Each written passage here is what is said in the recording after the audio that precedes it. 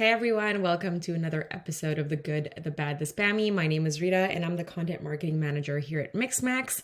If this is your first time tuning in, we basically take real cold emails that we've received and we take them apart, we analyze them, and we give tips on how to make them better. So this particular one that I received was a little bit of an annoying one. So it was essentially somebody who was trying to sell me the contact details of our competitors' customers.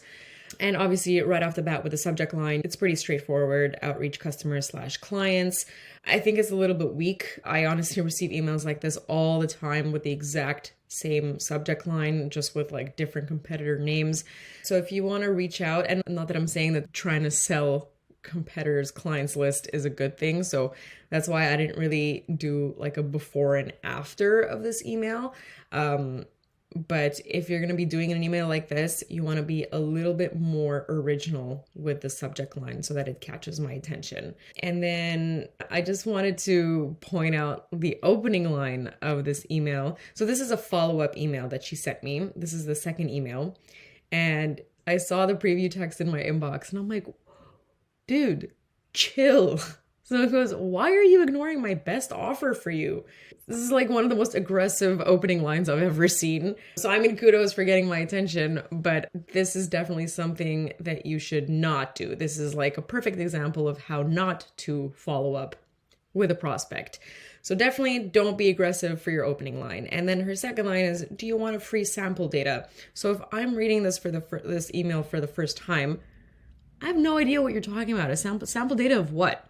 If you're doing a follow-up email, always take a few components of the previous emails because most likely the prospect hasn't read any of your other emails. So you have to tie in some of the content that you used in your previous ones so that the prospect can understand what on earth you're talking about. And then she goes, if there's anything specific you'd like to know or discuss, our collaboration could be a game changer. Collaboration with what? I don't know. Your insights are vital. My insights are vital?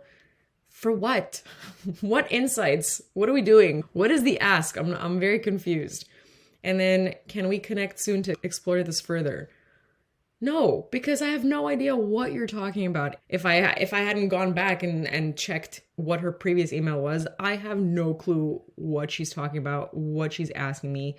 So I'm definitely not going to try to connect soon to explore this further because I don't know what you're trying to explore with me. So yeah, just wanted to say this is a perfect example of what not to do when you're prospecting. Thanks so much for listening and tune in for next time. Bye guys.